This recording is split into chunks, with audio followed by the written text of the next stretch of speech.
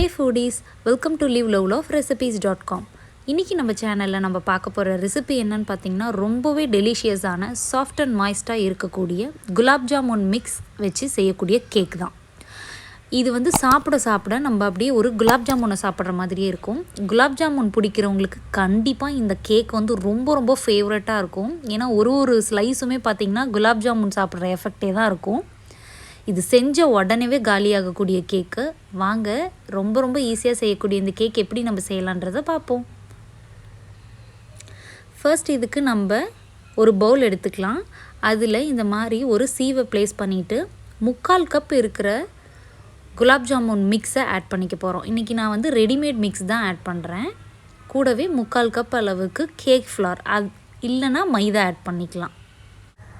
இப்போ இது கூடவே 1 டீஸ்பூன் அளவுக்கு நம்ம பேக்கிங் பவுடர் ஆட் பண்ணிக்கலாம். ஒரு 1/4 டீஸ்பூன் அளவுக்கு பேக்கிங் சோடா ஆட் பண்ணிக்கலாம். இப்போ இது எல்லாத்தையுமே நல்லா வந்து சீவ் பண்ணிவிடுங்க. இந்த மாதிரி நம்ம கேக் மிக்ஸை சீவ் பண்ணுறதுனால நம்மளோட கேக் வந்து எப்போவுமே சாஃப்டாக வரும். அதனால் எப்போ வந்து நீங்கள் கேக் பேக் பண்ணிங்கனாலும் கண்டிப்பாக சீவ் பண்ணுற ப்ரொசீஜரை ஃபாலோ பண்ணுங்கள். அப்போ தான் நம்மளோட கேக் வந்து மாய்ஸ்ட் அண்ட் சாஃப்டாக டெலிஷியஸாக வரும். இப்போ எல்லாத்தையுமே நம்ம சீவ் பண்ணியாச்சு. இப்போ இது கூடவே வந்து நம்ம இனிப்புக்கு சர்க்கரை சேர்க்க போகிறோம். சர்க்கரை வந்து எப்போவுமே வந்து பொடிச்ச சர்க்கரையே சேருங்க. ஸ்பெசிஃபிக்காக இந்த ரெசிபிக்கு கண்டிப்பாக பொடிச்ச சர்க்கரையே சேருங்க. நான் 1 கப் அளவுக்கு சர்க்கரையை பொடிச்சு அதை ஆட் பண்ணிக்கிட்டேன். இப்போ நம்ம ஆட் பண்ணோம் இல்லையா பேக்கிங் பவுடர், பேக்கிங் சோடா, இது எல்லாமே நல்லா வந்து மாவோட மிக்ஸ் ஆகணும். அப்படி மிக்ஸ் ஆனால் தான் நம்மளுக்கு வந்து கேக் வந்து பேக் ஆகி வரும்போது நடுவில் வந்து பள்ளம் விழுந்த மாதிரி இருக்காது. அது மட்டும் இல்லாமல் சாஃப்டாகவும் இருக்கும். நீங்கள் வந்து பேக்கிங் பவுடரையும் சோடாவையும் சரியாக மிக்ஸ் பண்ணாமல் விட்டுட்டிங்க அப்படின்னா நம்மளோட கேக் வந்து டென்ஸாக ஆகிடும். அதே சமயத்தில் சில சமயம் வந்து பார்த்திங்கன்னா நடுவில் மட்டும் பள்ளம் விழுந்த மாதிரி ஆகிடும். அதனால் எல்லாம் நல்லா ஒரு வாட்டி வந்து விஸ்கை வச்சு கலந்து விட்டுக்கோங்க. இப்போது நம்மளோட கேக் மிக்ஸ் ரெடி ஆகிடுச்சு.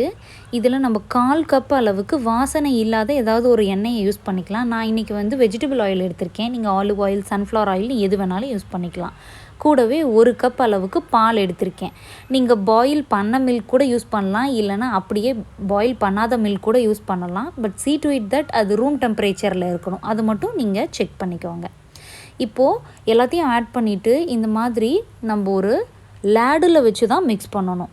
விஸ்கை வச்சு ரொம்ப ஃபாஸ்ட்டாக அடித்தோம் அப்படின்னா நம்மளோட கேக் வந்து நல்லா ரைஸ் ஆகாது. அதனால் கண்டிப்பாக வந்து இந்த மாதிரி ஒரு லேடில் வச்சு எந்த லம்ஸும் இல்லாமல் கலந்து விட்டுக்கோங்க. அதுக்கப்புறமா இப்போது ஒரு கேக் டின்னில் பார்ச்மெண்ட் பேப்பர் ஆட் பண்ணிவிட்டு அதில் லைட்டாக பட்டர் அப்ளை பண்ணிவிட்டு நம்ம ரெடி பண்ணி வச்சுருந்த மிக்ஸை ஆட் பண்ணிடலாம். இப்போது ஜஸ்ட் ஒரு 2 டைம்ஸ் இதை டேப் பண்ணிட்டீங்க அப்படின்னா ஏர் பபிள்ஸ் எல்லாமே போயிடும்.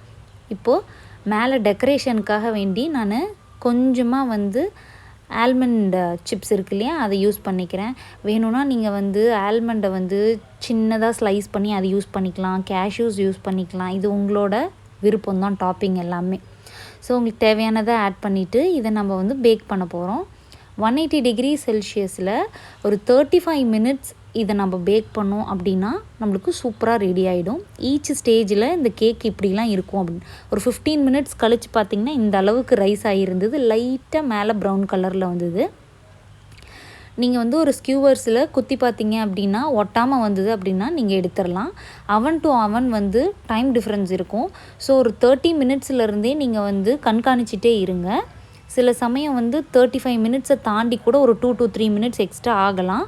ஸோ வெயிட் பண்ணி கலர் எல்லாம் சேஞ்ச் ஆனதுக்கப்புறமா ஒரு வாட்டி ஸ்கியூவர்ஸை விட்டு ட்ரை பண்ணி பார்த்துட்டு மாவாக எதுவும் இல்லை அப்படின்னா நீங்கள் வெளியில் எடுத்து ஆறுனதுக்கப்புறமா சர்வ் பண்ணிடலாம். ரொம்ப டெலிஷியஸான இந்த குலாப் ஜாமுன் மிக்ஸ் கேக்கை நீங்களும் கண்டிப்பாக ட்ரை பண்ணி பார்த்துட்டு எப்படி வந்ததுன்றதை கமெண்ட்ஸில் சொல்லுங்கள். இந்த ரெசிபி உங்களுக்கு பிடிச்சிருந்ததுன்னா மறக்காமல் நம்ம சேனலை சப்ஸ்கிரைப் பண்ணிக்கோங்க. தேங்க்ஸ் ஃபார் வாட்சிங்.